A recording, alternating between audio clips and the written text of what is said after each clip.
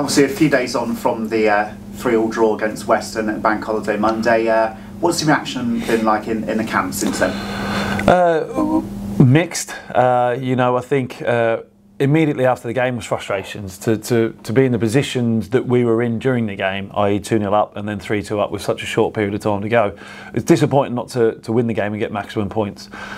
I felt, if I'm 100% honest, overall a draw was a fair reflection of the game. Weston, they had their threats and we had ours, and I think it was a good game for the neutral. But this time of the year, it's all about results and points.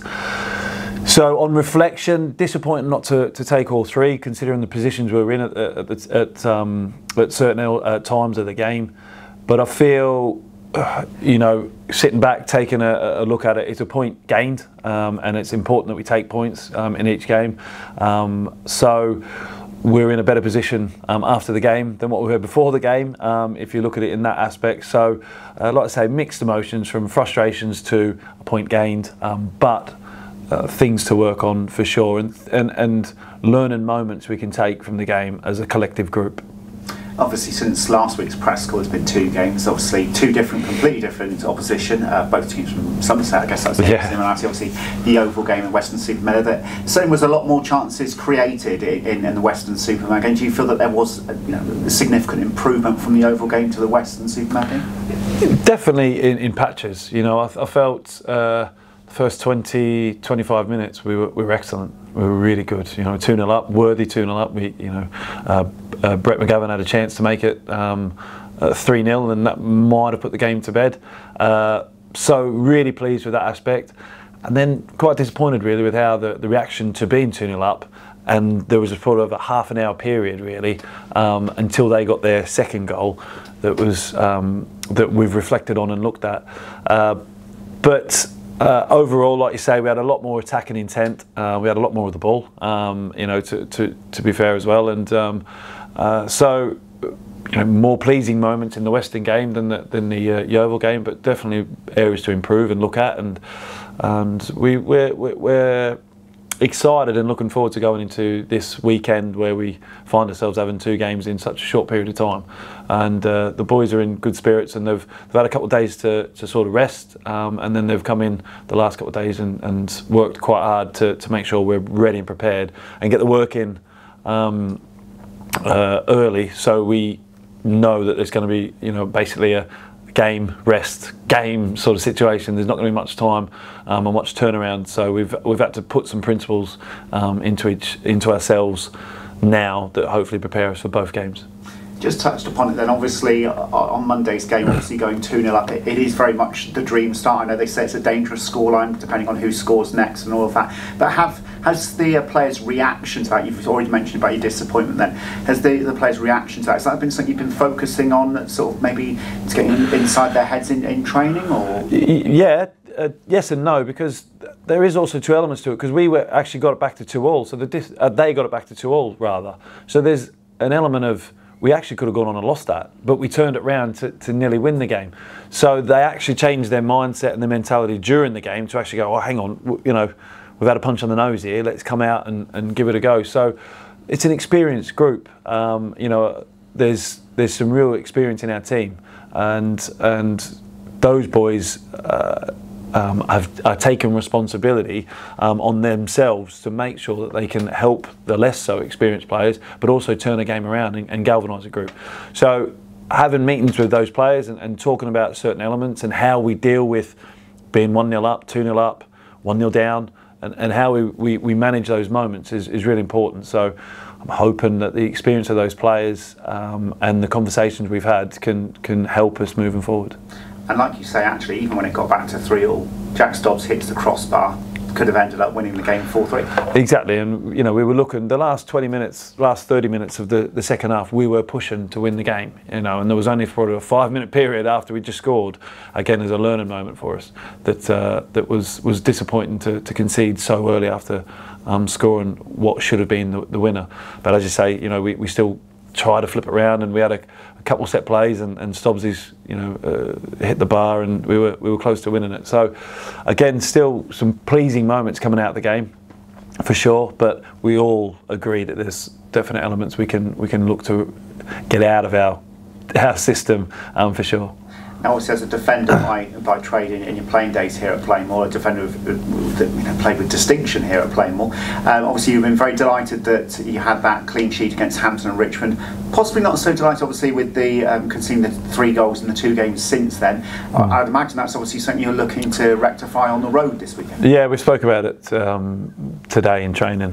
Sort of halfway through the session and then towards the back end of the session, just talking about how important clean sheet's going to be in this run-in, and we've not had enough for numerous reasons. So we know as a group, as a collective, that we've got to be better at the goals against, because it is disappointing. Me as an ex-defender, it is disappointing the amount of goals we've conceded, and we are working on it. And we are looking at our overall shape as a group, and I believe it's gotten better, even though we've conceded 6 in the last 2 games.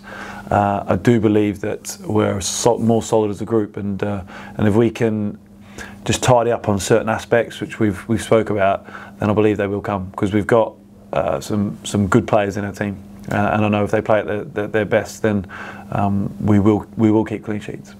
Now, looking ahead to the weekend, we've talked about an exciting game that took place on Monday. It was an exciting game when Welling came to Plainmoor last time. Of course, on that occasion, Torquay ran out 5-1 winners. There's been a lot of change at Welling since then. What are you expecting from them on Saturday? Yeah, Rod and his staff have galvanised the group, and they've picked up some good results of late, and they're a solid group as far as the way he goes about his work. He gets them organised, gets them hard working, and tries to make them hard to beat, but also tries to still instill an attacking intent from them. So we know it's not going to be easy. It's a tough place to go at Welling, and we're not expecting an easy game by any means. But we've got to, as we say every week, we've got to make sure we look after ourselves and make sure that we're organised, we're resilient, we're hard to beat. We've got some good traits about us within the match that maintain throughout a match, and that focus and that work rate, desire, and that competitiveness stays